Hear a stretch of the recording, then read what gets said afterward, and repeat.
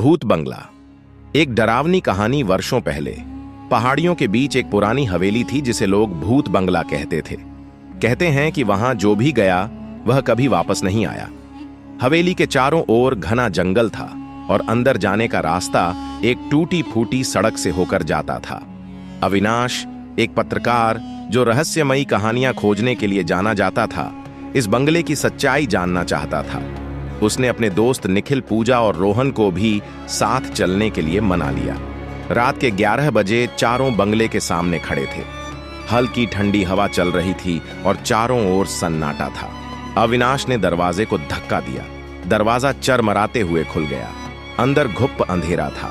पूजा ने टॉर्च जलाई और जैसे ही रोशनी आगे पड़ी, सबके रोंगटे खड़े हो गए। दीवारों पर अजीब आकृतियां बनी थीं, मानो किसी ने खून से उन्हें बनाया हो। चारों अंदर बढ़ने लगे। बंगले के अंदर फर्नीचर टूटा फूटा था। चारों ओर मकड़ियों के जाले और धूल की मोटी परत जमी हुई थी। तभी अचानक एक दरवाजा खुद ब खुद बंद हो गया। सबके दिलों की धड़कनें तेज हो गईं। शायद हवा की वजह से हुआ होगा, रोहन ने कहा, लेकिन उसकी आवाज भी कांप रही थी। तभी पूजा ने कहा, मुझे ऐसा लग रहा है कि कोई हमें देख रहा है। चारों ने इधर उधर देखा, लेकिन कोई नहीं था। तभी एक हल्की हंसी सुनाई दी, एक महिला की हंसी। आवाज धीरे धीरे तेज होने लगी।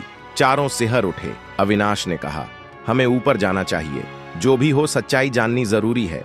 सीढ़ियां चरमराते हुए लग रही थीं, मानो सालों से किसी ने उन पर कदम न रखा हो। जैसे ही वे ऊपर पहुंचे, अचानक एक कमरा अपने आप खुल गया। अंदर एक पुराना झूला हिल रहा था, जबकि वहां कोई नहीं था। यह संभव नहीं है, निखिल ने कांपते हुए कहा। तभी पूजा ने दीवार पर कुछ लिखा देखा, मैं अभी भी यहां हूं। जैसे ही उसने पढ़ा, अचानक एक परछाई उनके सामने आ गई। वह एक औरत की आकृति थी, सफेद साड़ी में लिपटी हुई। उसके लंबे बाल चेहरे पर बिखरे थे और आंखें काली गहराइयों की तरह थीं। वह आकृति धीरे धीरे उनकी ओर बढ़ने लगी। तुम यहां क्यों आए हो? उसकी आवाज गूंजने लगी। डर के मारे निखिल और पूजा वहीं बेहोश हो गए।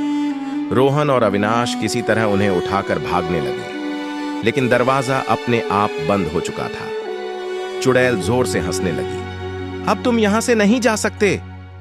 तभी अविनाश को याद आया कि उसने पढ़ा था, इस बंगले में जो भी आता है उसकी आत्मा हमेशा के लिए यहीं कैद हो जाती है। लेकिन यह भी लिखा था कि अगर कोई बंगले के बाहर रखे पुराने पीपल के पेड़ की पूजा करे तो आत्माएं मुक्त हो सकती हैं। अविनाश और रोहन किसी तरह खिड़की से कूदे और पीपल के पेड़ के पास पहुंचे। वहां एक पुरानी घंटी थी।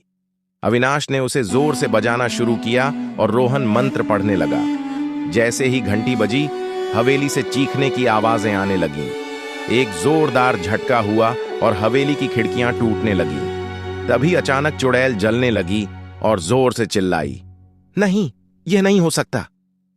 अगले ही पल बंगले में जोरदार धमाका हुआ और पूरा बंगला धुएं में तब्दील हो गया। अविनाश, रोहन, निखिल और पूजा किसी तरह बच गए। उन्होंने राहत की सांस ली, लेकिन जब वे वापस जाने लगे तो अविनाश को पीछे से वही महिला की हंसी सुनाई दी। क्या तुम सच में सोचते हो कि तुम मुझे खत्म कर सकते हो? अविनाश ने धीरे धीरे पीछे मुड़कर देखा। बंगला फिर से खड़ा था और दरवाजे पर वही सफेद साड़ी वाली औरत खड़ी थी। अंत या फिर एक नई शुरुआत।